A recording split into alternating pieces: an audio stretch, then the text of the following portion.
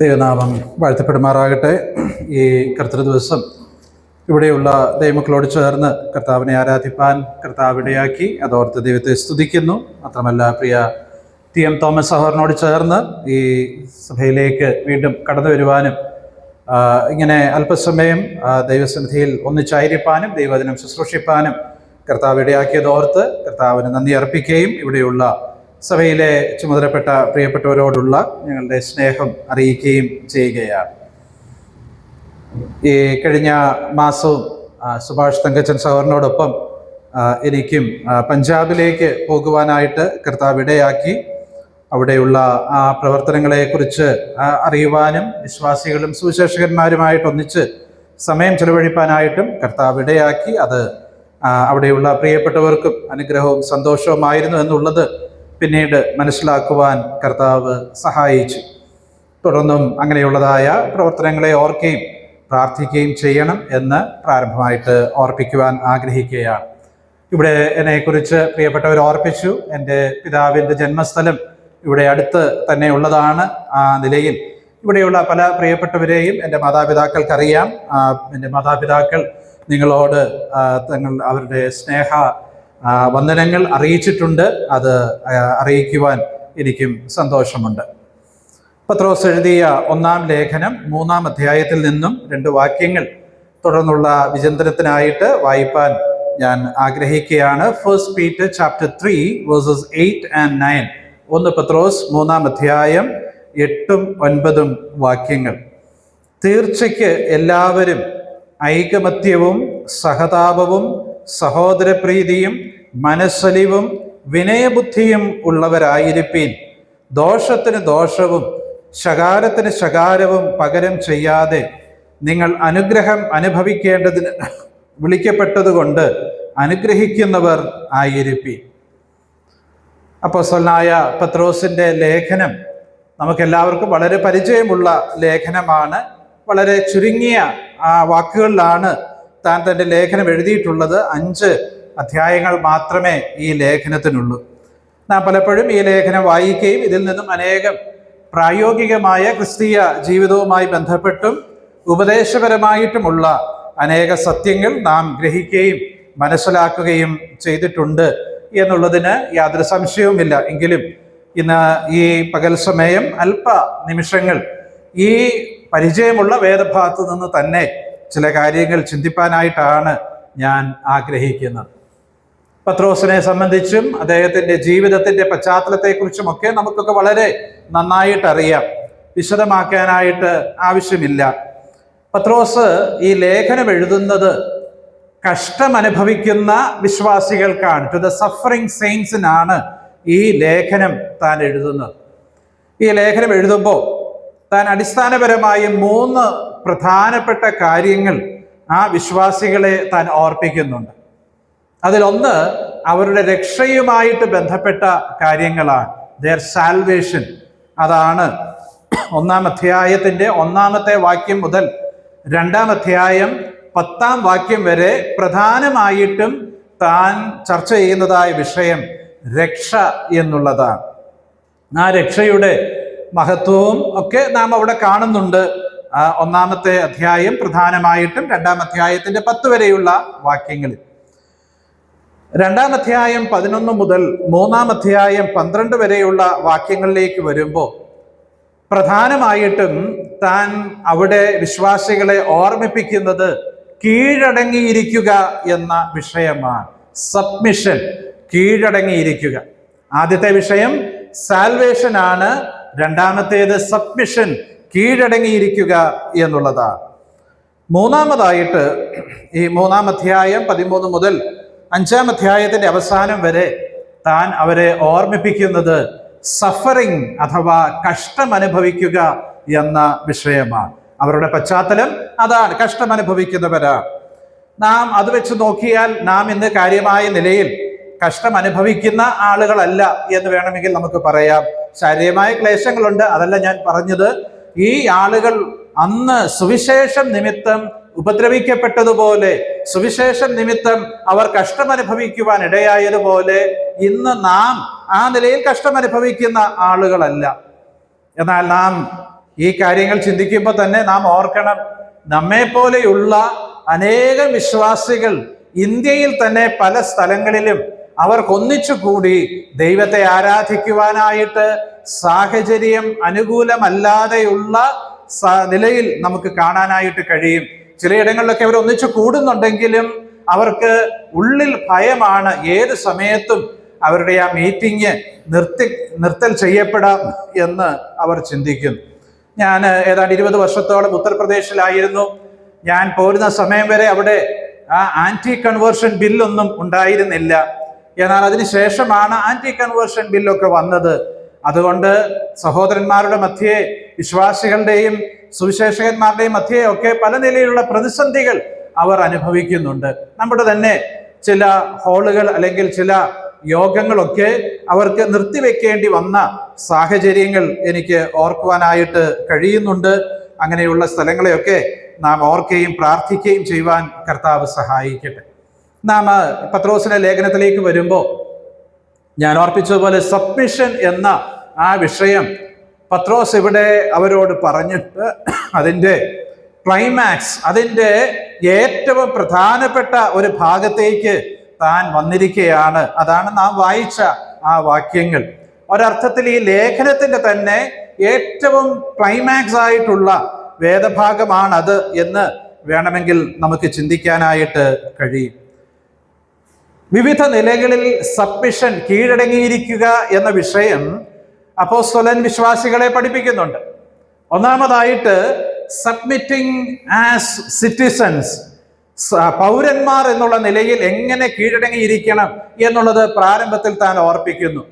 അതിനുശേഷം ഒരു ദാസൻ എന്നുള്ള നിലയിൽ എങ്ങനെ കീഴടങ്ങിയിരിക്കണം, to submit as a servant, അത് താൻ അവരെ പഠിപ്പിക്കുന്നുണ്ട്. അതിനുശേഷം എങ്ങനെ ഒരു ജീവിത പങ്കാളി എന്നുള്ള നിലയിൽ കീഴടങ്ങിയിരിക്കണം, to submit as a spouse, അതിനെക്കുറിച്ച് താൻ പറയുന്നുണ്ട്. അതിനുശേഷം ഇവരെല്ലാവരെയും കൂടെ ഒന്നിച്ചു ചേർത്ത് ഒരു വിശ്വാസി എന്നുള്ള നിലയിൽ, ഒരു ദൈവമകൻ എന്നുള്ള നിലയിൽ എങ്ങനെ കീഴടങ്ങിയിരിക്കണം എന്ന സത്യമാണ് ഈ 8 മുതൽ 12 വരെയുള്ള വാക്യങ്ങളിൽ നാം കാണുന്നത്.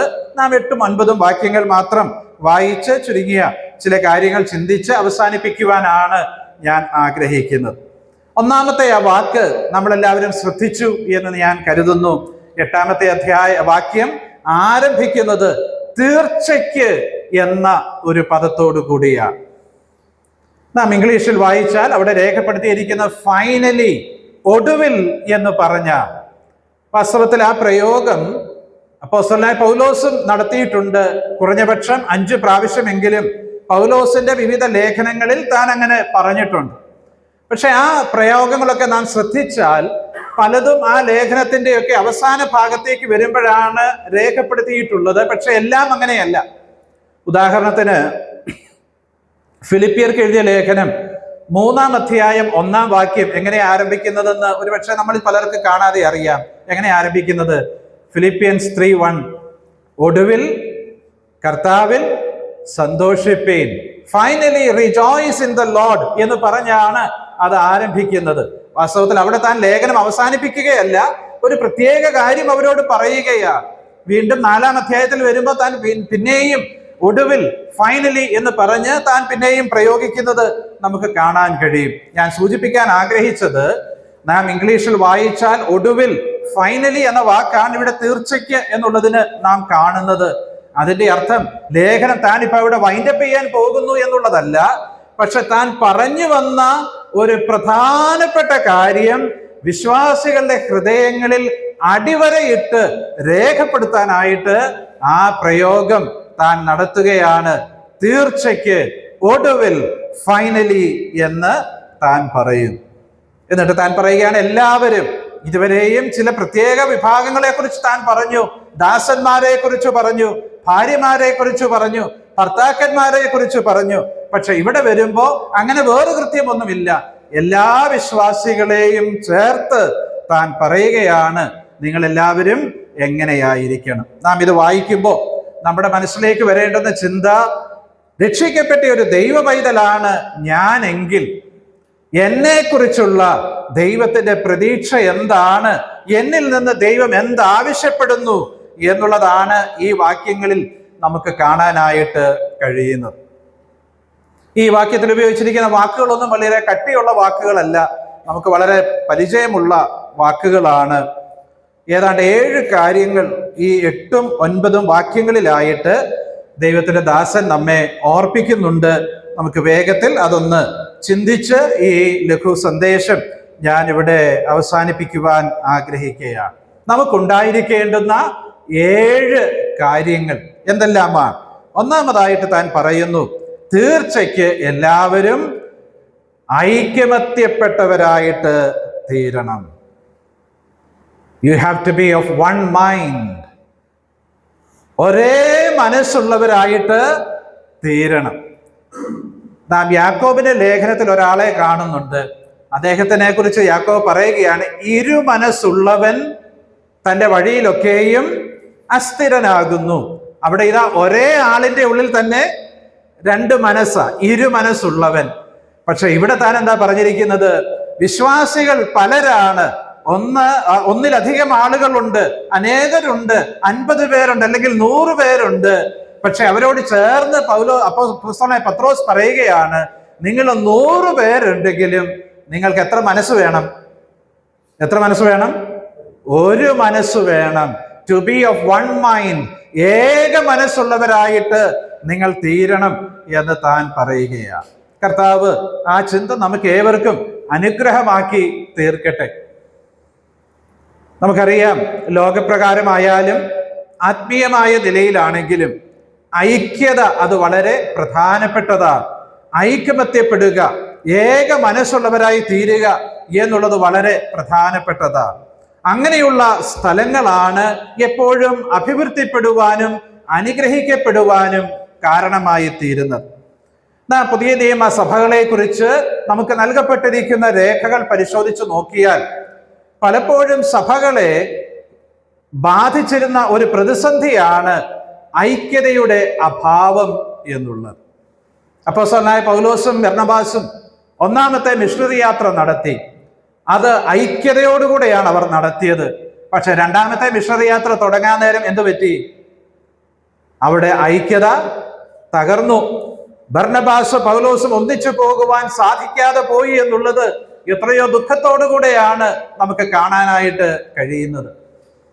അപ്പോൾ അനേക പ്രാവശ്യം അവരെ ബാധിച്ച, 1-ാം നൂറ്റാണ്ടിലെ സഭകളെ തന്നെ ബാധിച്ച, ഏത് കാലത്തുമുള്ള ദൈവമക്കളെ ബാധിക്കുവാൻ സാധ്യതയുള്ള ഒരു പ്രശ്നമായിട്ട് ഈ ഐകമത്യം, ഏക മനസ്സുള്ളവർ എന്ന ആ കാര്യം നമുക്ക് കാണാനായിട്ട് കഴിയും. പൗലോസ് ഫിലിപ്പിയർക്ക് ലേഖനം എഴുതുമ്പോൾ അതിന്റെ 2-ാം അധ്യായത്തിലും 4-ാം അധ്യായത്തിലും ഒക്കെ ആവർത്തിച്ച് താൻ പറയുന്ന ഒരു കാര്യമുണ്ട്. എന്താണെന്നറിയാമോ? നിങ്ങൾ ഏക മനസ്സുള്ളവരായിട്ട് തീരണം. സംശയമുണ്ടെങ്കിൽ നമുക്കൊന്ന് വായിച്ചു നോക്കാം. ഫിലിപ്പിയ ലേഖനം എന്ന് പറയുന്നത് കാര്യമായ കുഴപ്പങ്ങളൊന്നും ചൂണ്ടിക്കാണിക്കാത്ത ഒരു ലേഖനമാണ്. എങ്കിലും നാം അതിൻ്റെ 2-ാമത്തെ അധ്യായത്തിന്റെ 2-ാമത്തെ വാക്യത്തിലേക്ക് വരുമ്പോൾ നാം വായിക്കുന്നത് എന്താ? നിങ്ങൾ ഏക മനസ്സുള്ളവരായി, ഏക സ്നേഹം പൂണ്ട്, ഐകമത്യപ്പെട്ട്, ഏകഭാവമുള്ളവരായി. നോക്കുക, ആ പ്രയോഗം, ആ ആശയം അവിടെ അപ്പോസ്തലനായ പൗലോസ് എത്രയോ വാക്കുകൾ ഉപയോഗിച്ചാണ് അവിടെ അത് താൻ ഊന്നി പറയുവാനായിട്ട് ഇടയാകുന്നത്. എന്താ അതിന്റെ കാരണം?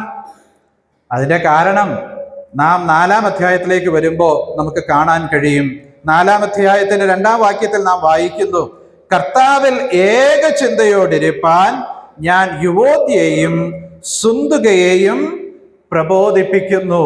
ഫിലിപ്പിയ സഭയിലെ 2 സഹോദരിമാരാണ് ഇവർ 2 പേരും എന്നാ പറയപ്പെടുന്നത്. ഇവർക്ക് തമ്മിൽ നമ്മുടെ ഭാഷയിൽ പറഞ്ഞാൽ ഒരു ചെറിയ സൗന്ദര്യപ്പിണക്കം, കാര്യമായ വിഷയങ്ങളൊന്നുമില്ല, പക്ഷെ ഒരു ചെറിയ പ്രശ്നം, ഒരു ഒത്തുചേർന്ന് പോകാൻ ബുദ്ധിമുട്ടുള്ള ഒരു സാഹചര്യം. അവരോട് പൗലോസ് പറയുകയാണ്, നിങ്ങൾ കർത്താവിൽ ഏകചിന്തയോടെ ഇരിക്കണം.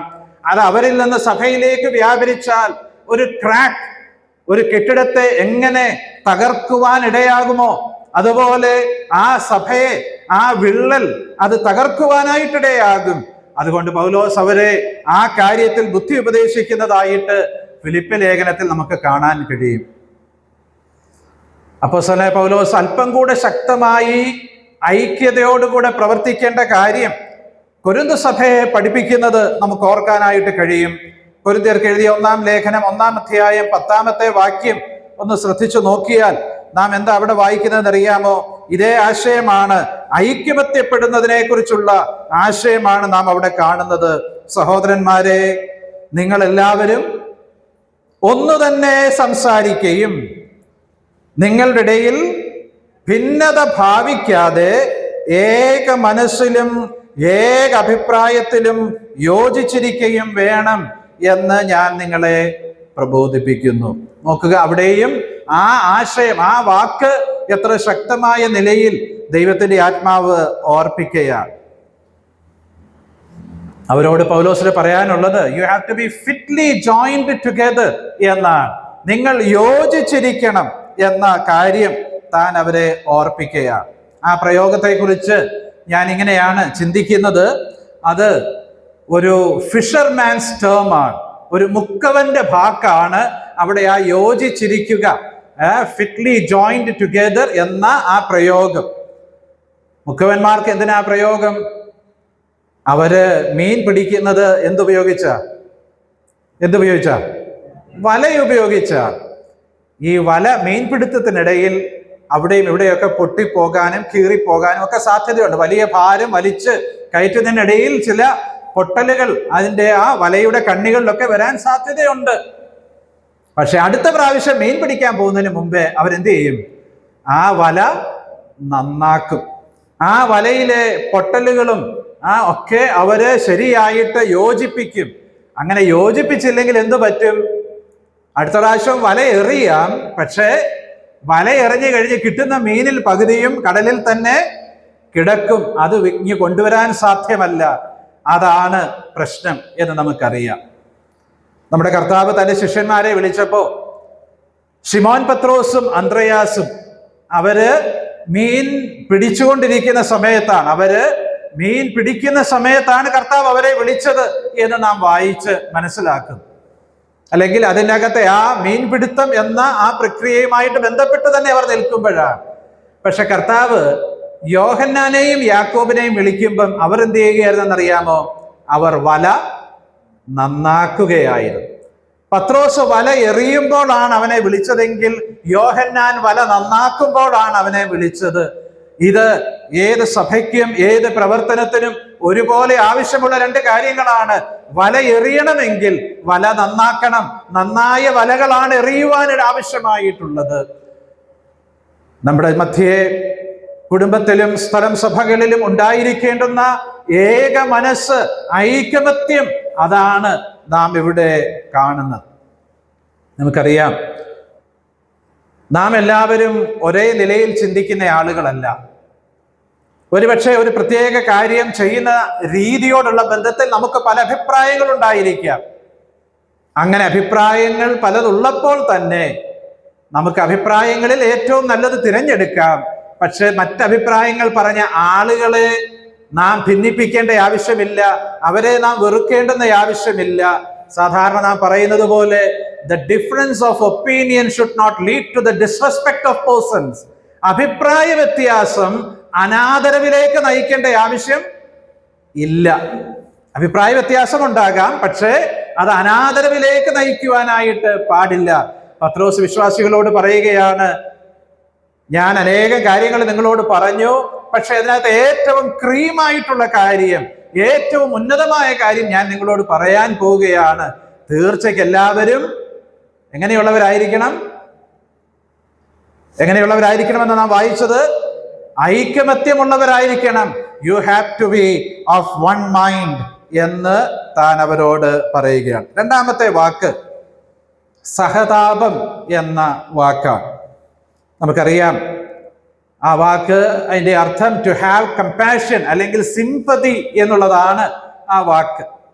സഹതാപം, സഹാനുഭൂതി ഉണ്ടായിരിക്കുക എന്നുള്ളത്. വിശ്വാസികളായ നമ്മിൽ നിന്നും ദൈവം പ്രതീക്ഷിക്കുന്ന രണ്ടാമത്തെ ഗുണം ഇവിടെ പത്രോസ് പറയുകയാണ്, നമുക്ക് എന്തുണ്ടായിരിക്കണം? സഹതാപം ഉണ്ടായിരിക്കണം. എന്താ ഈ സഹതാപം? സിമ്പതി എന്ന് പറഞ്ഞാൽ മറ്റൊരാളുടെ വേദന, മറ്റൊരാളുടെ ഫീലിങ്സ് അത് എൻ്റെ ഫീലിംഗ് ആയിട്ട് ഞാൻ മനസ്സിലാക്കുകയാ, അങ്ങനെ ഞാൻ അതിനെ കാണുകയാ. എൻ്റെ കൂട്ടു സഹോദരനുള്ളതായ വേദന അത് എൻ്റെ വേദനയായി ഞാൻ കണക്കാക്കുന്നു. എൻ്റെ കൂട്ടു സഹോദരനുള്ളതായ വിഷമം അതെൻ്റെ വിഷമമായിട്ട് ഞാൻ കാണുന്നു. അതാണ് സഹതപിക്കുക, സിമ്പതൈസ് ചെയ്യുക എന്ന് പറയുമ്പോൾ നമുക്ക് മനസ്സിലാക്കാൻ കഴിയുന്നത്. നമ്മുടെ കർത്താവ് സഹതപിക്കുന്ന ഒരുവനായിരുന്നു. എബ്രായർക്ക് എഴുതിയ ലേഖനം 4-ാം അധ്യായം 15-ാം വാക്യത്തിലേക്ക് നാം വരുമ്പോൾ, ഹീബ്രൂസ് ചാപ്റ്റർ 4 and verse 15, അവിടെ നാം വായിക്കുന്നത് നമ്മുടെ കർത്താവ് he is a sympathizing high priest. നമുക്കുള്ള മഹാപുരോഹിതൻ നമ്മുടെ ബലഹീനതകളിൽ സഹതാപം കാണിക്കാൻ കഴിയാത്തവനല്ല. he is able to sympathize. അവൻ സിമ്പതൈസിങ് ഹൈ പ്രീസ്റ്റ് ആണ്, അവൻ സഹതപിക്കുന്നവനാണ്. പക്ഷെ എന്തിലാ സഹതപിക്കുന്നതെന്ന് നമ്മളൊന്ന് ശ്രദ്ധിക്കണേ. എന്തിലാ സഹതപിക്കുന്നത്? നമുക്കുള്ള മഹാപുരോഹിതൻ നമ്മുടെ, ആ വാക്കെന്താ? നമുക്കുള്ള മഹാപുരോഹിതൻ നമ്മുടെ ബലഹീനതകളിൽ സഹതപിക്കുന്നവനാണ്, നമ്മുടെ പാപങ്ങളിൽ സഹതപിക്കുന്നവനാണ് എന്നല്ല നാം അവിടെ വായിക്കുന്നത്. ഇത് തമ്മിൽ വലിയ വ്യത്യാസമുണ്ട്. പാപം ചെയ്യുന്നത് ബലഹീനതയല്ല. ബലഹീനത എന്ന് പറയുന്നത് നമ്മുടെ പരിമിതികൾ കൊണ്ട് നമുക്കുള്ളതായ കാര്യങ്ങളാണ്. നമുക്ക് ചിലപ്പോ ഒത്തിരി സമയം ബൈബിള് വായിക്കണമെന്ന് ആഗ്രഹമുണ്ടാകും, പക്ഷെ കോൺസെൻട്രേറ്റ് ചെയ്യാൻ കഴിയുന്നില്ല. പ്രായമായതുകൊണ്ടോ അല്ലെങ്കിൽ മറ്റ് കാരണങ്ങളാലോ ടെൻഷൻ കൊണ്ടോ ഒക്കെ കോൺസെൻട്രേറ്റ് ചെയ്യാനായിട്ട് കഴിയുന്നില്ല. അത് നമ്മുടെ ബലഹീനതയാണ്. പക്ഷെ ബൈബിൾ വായിക്കാൻ ആഗ്രഹമില്ലാത്തത് ബലഹീനതയല്ല, അത് പാപമാണ്. അല്ലേ? പ്രാർത്ഥിക്കാതെ ഇരുന്നാൽ അത് പാപമാണ്. പക്ഷെ പ്രാർത്ഥിക്കുന്നതിനിടയിൽ ഉറങ്ങിപ്പോയി എന്നുള്ളത് അത് പാപമാണെന്ന് കർത്താവ് പറയുന്നില്ല. അവന് സിമ്പതൈസ് ചെയ്യാനായിട്ട് കഴിയും നമ്മുടെ ബലഹീനതകളിൽ. അതുകൊണ്ട് നാം നമ്മുടെ ക്രിസ്തീയ ജീവിതത്തെ ഒരിക്കലും നിസ്സാരമായിട്ട് കാണാനായിട്ട് പാടില്ല. കർത്താവ് സഹതപിച്ചോളും എന്ന് വിചാരിച്ച് നാം തെറ്റായ വഴികളിൽ പോകാനായിട്ട് പാടില്ല. കർത്താവ് നമ്മെ സഹായിക്കട്ടെ. നമുക്കുണ്ടായിരിക്കേണ്ടത് രണ്ടാമത്തെ ക്വാളിറ്റി സിമ്പതൈസ്, സഹതപിക്കുക എന്നുള്ളതാണ്. മൂന്നാമതായിട്ട് നാം അവിടെ വായിക്കുന്നത് സഹോദര പ്രീതി എന്നാണ്. ബ്രദർലി ലവ് നമുക്ക് വളരെ പരിചയമുള്ള വാക്കാണ്. പത്രോസും പൗലോസും ഒക്കെ ഇത് ആവർത്തിച്ചുപയോഗിച്ചിട്ടുണ്ട്. എബ്രായർ 13-ാം അധ്യായം ആരംഭിക്കുന്നത് തന്നെ സഹോദര പ്രീതി നിലനിൽക്കട്ടെ എന്ന് പറഞ്ഞ സഹോദര പ്രീതിയെ കുറിച്ച് അനേക ഭാഗങ്ങളിൽ നാം കാണുന്നു. വിശ്വാസത്തിന്റെ വളർച്ചയോടുള്ള ബന്ധത്തിൽ 2 പത്രോസ് 1-ാം അധ്യായത്തിൽ സഹോദര പ്രീതി, ബ്രദർലി ലവ് നമ്മൾ കാണുന്നു. ബ്രദർലി ലവിനെ കുറിച്ചൊക്കെ പറയുമ്പോൾ നമുക്ക് വളരെ പരിചയമുള്ള ഒരു വാക്കിന്റെ അർത്ഥം സഹോദര പ്രീതി അഥവാ ബ്രദർലി ലവ് എന്നാണ്. അറിയാമോ ഏതാണ് ആ വാക്കെന്ന്? നിങ്ങൾക്ക് എല്ലാവർക്കും അറിയാവുന്നൊരു വാക്കാണ്. അതിന്റെ അർത്ഥം ബ്രദർലി ലവ് എന്നാണ്. വെളിപ്പാട് പുസ്തകത്തിലുണ്ട് ആ വാക്ക്. അതൊരു സ്ഥലത്തിന്റെ പേര്. അവിടെ ഒരു സഭയുണ്ട്. ഏതാണെന്നറിയാമോ? ഫിലാഡൽഫിയ. ഫിലാഡൽഫിയ എന്ന് പറഞ്ഞാൽ അതിന്റെ അർത്ഥം ബ്രദർലി ലവ് എന്നാണ്. കർത്താവ് നമ്മെ സഹായിക്കട്ടെ. നാം സഹോദര പ്രീതിയുള്ള ആളുകളായിട്ട് തീരണം എന്ന് ദൈവം ആഗ്രഹിക്കുന്നു. നാം പഴയ നിയമത്തിലേക്ക് നോക്കിയാൽ അതിനൊക്കെയുള്ള നല്ല ഉദാഹരണങ്ങൾ നമുക്ക് കാണാൻ കഴിയും. നമുക്ക് എല്ലാവർക്കും അറിയാവുന്ന ഒരു ഉദാഹരണം മാത്രം പറഞ്ഞ് ഞാൻ മുൻപോട്ട് പോകുവാൻ ആഗ്രഹിക്കുകയാണ്. പഴയ നിയമത്തിലെ ടവറിംഗ് പേഴ്സണാലിറ്റീസിൽ ഒന്നാണ് അബ്രഹാമിനെ കുറിച്ച് നാം മനസ്സിലാക്കുന്നത് അബ്രഹാമും ലോത്തും കൂടെ ഒന്നിച്ചാണ് മെസൊപ്പൊട്ടാമിയയിൽ നിന്നും തങ്ങളുടെ യാത്ര ആരംഭിച്ചത്. പക്ഷെ കുറച്ച് കഴിഞ്ഞപ്പോൾ അബ്രഹാം ചെന്ന് ലോത്തിനോട് ഒരു കാര്യം പറഞ്ഞു. നമ്മൾ ഇനി ഒന്നിച്ചു പാർക്കാൻ ബുദ്ധിമുട്ടാണ്, അതുകൊണ്ട് നീ നിന്റെ സ്ഥലം നോക്കി പൊക്കോ, ഞാൻ മറ്റൊരു സ്ഥലത്ത് പൊക്കോളാം.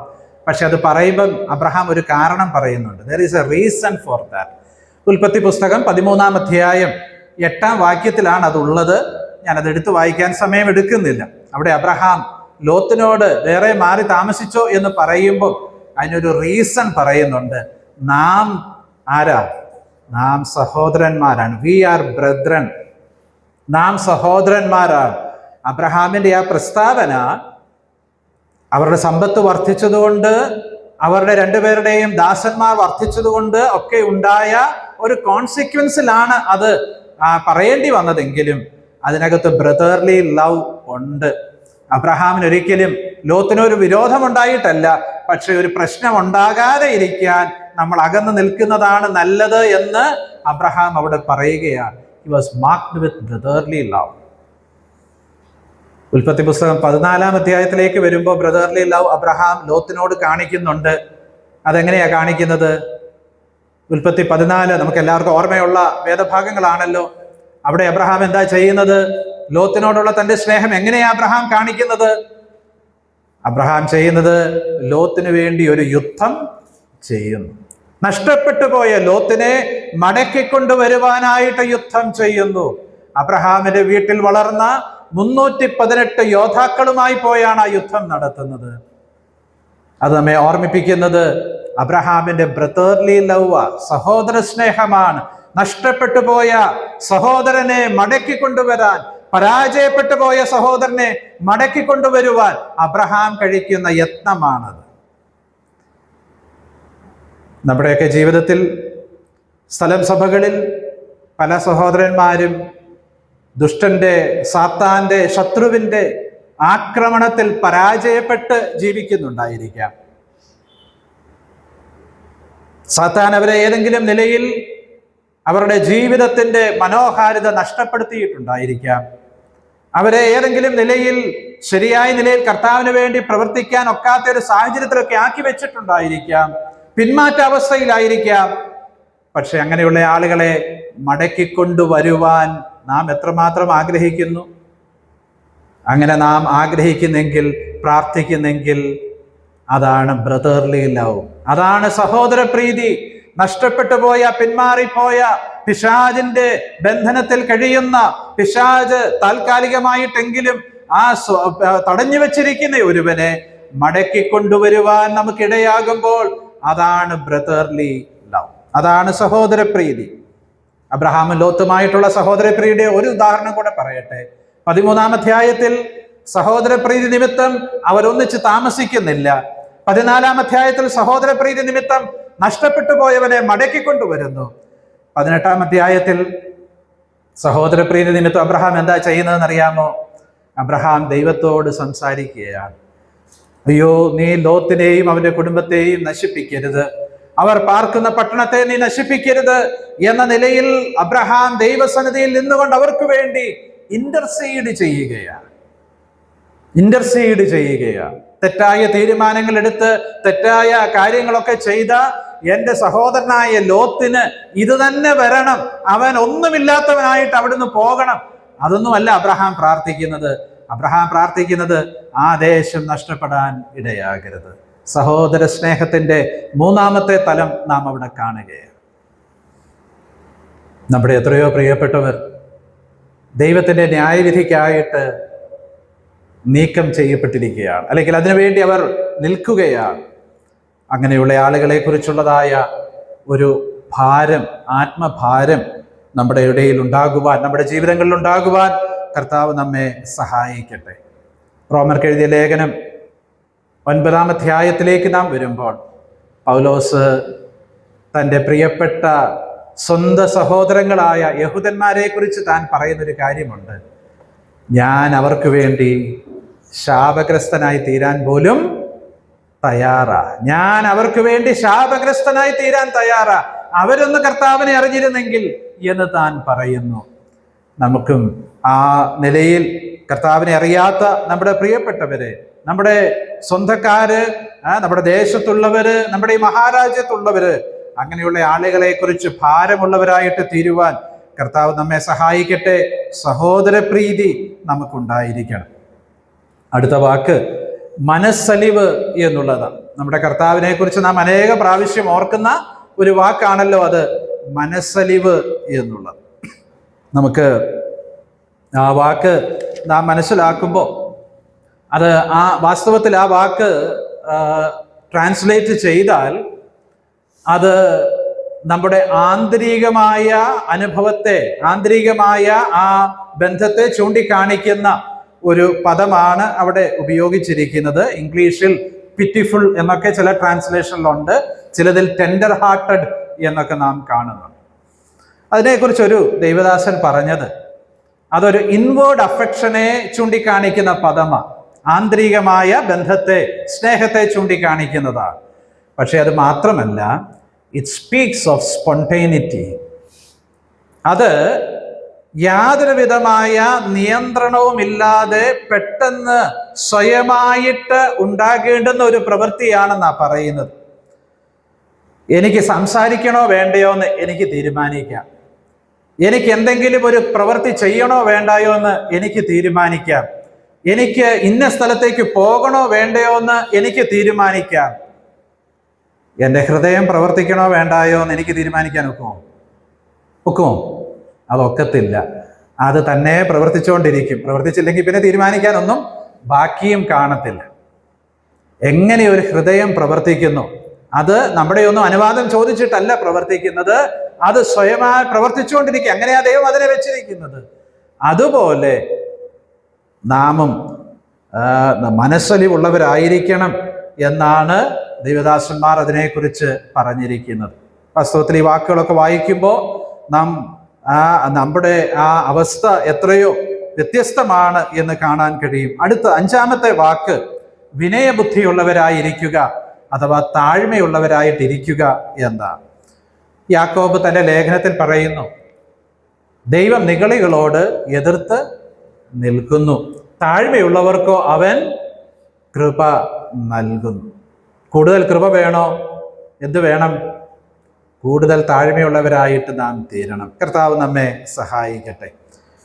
നാം ഈ വാക്കുകളൊക്കെ ശ്രദ്ധിക്കുമ്പോൾ അത് ഐകമത്യമായാലും സഹതാപമായാലും സഹോദരപ്രീതിയായാലും മനസ്സലിവായാലും വിനയബുദ്ധിയായാലും ഇതെല്ലാം ആന്തരികമായിട്ടുള്ള ഗുണങ്ങളാണ്. ഇതെല്ലാം ആന്തരികമായിട്ടുള്ളതാണ്. ഇത് പുറമേ ഒരു ഷോ ആയിട്ട് നമുക്ക് കാണിക്കാൻ ഒക്കുന്ന കാര്യങ്ങളല്ല.